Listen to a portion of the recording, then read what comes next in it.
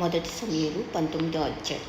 అంతటా సౌలు, మీరు దావీదును చంపవలసినదని తన కుమారుడైన యోనాతానుతోనూ తన సేవకులందరితోనూ చెప్పగా, సౌలు కుమారుడైన యోనాతాను దావీదు యందు బహు ఇష్టం గలవాడై ఉండి దావీదుతో ఇట్లనెను, నా తండ్రి అయిన సౌలు నిన్ను చంపవలనన్న ప్రయత్నం మీదనున్నాడు. కాబట్టి నీవు ఉదయమున జాగ్రత్తపడి రహస్యమైన స్థలమందు దాగియుండుము.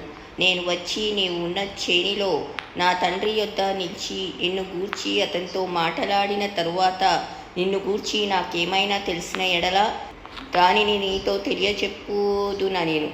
యోనాతాను తన తండ్రి అయిన సౌలుతో దావీదును గూర్చి దయగా మాటలాడి, నీ సేవకుడైన దావీదు నీ విషయంలో ఏ తప్పిదమును చేసినవాడు కాక బహుమేలు చేసెను గనుక రాజా, నీవు అతని విషయంలో ఏ పాపము చేయకుందుగాక.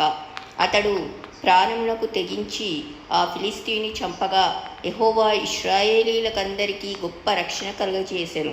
అది నీవే చూచి సంతోషించితివి గదా. నిష్కారణంగా దావీదును చంపి నిరపరాధి యొక్క ప్రాణం తీసి నీవెందుకు పాపం చేయుదు అని మనవి చేయగా, సౌలు యోనాతాను చెప్పిన మాట ఆలకించి యెహోవా జీవము తోడు అతనికి మరణశిక్ష విధింపనని ప్రమాణము చేసెను. అప్పుడు యోనాతాను దావీదును పిలుచుకొని పోయి ఆ సంగతులన్నీ అతనికి తెలియచేసి దావీదును సౌలు నొద్దకు తీసుకొని రాగా, దావీదు మునుపటిలాగున అతని సన్నిధిని ఉండెను. తరువాత యుద్ధము సంభవించినప్పుడు దావీదు బయలుదేరి ఫిలిష్తీయులతో యుద్ధము చేసి వారిని ఓడించి వెనుకకు పారదోలి గొప్ప వధ చేయగా, యెహోవా యొద్ద నుండి దురాత్మ సౌలు మీదికి వచ్చెను. సౌలు ఈటె చేత పట్టుకొని ఇంట కూర్చుండి ఉండెను. దావీదు సితారా వాయించుచుండగా సౌలు ఒకే దెబ్బతో దావీదును గోడకు పొడుచుదునన్న తాత్పర్యం కలిగి ఈటె విసిరెను. దావీదు అతని ఎదుట నుండి తప్పించుకొనినందున ఈటె గోడకు నాటగా దావీదు ఆ రాత్రి యందు తప్పించుకొని పారిపోయాను.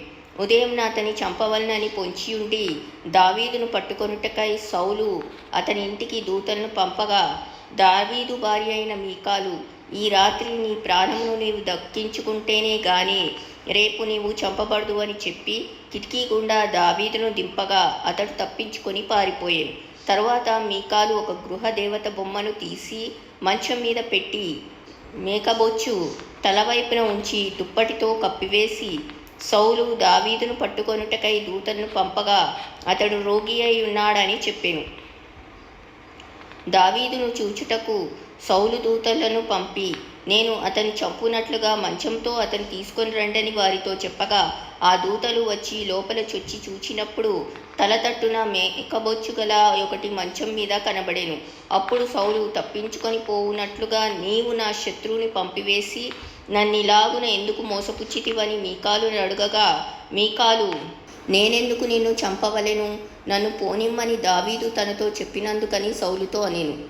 అలాగున దావీదు తప్పించుకొని పారిపోయి రామాలోనున్న సమూయేలు వద్దకు వచ్చి సౌలు తనకు చేసినది అంతటినీ అతనికి తెలియచేయగా, అతడును సమూయేలును బయలుదేరి నాయోతుకు వచ్చి అచ్చుట కాపురముండిరి.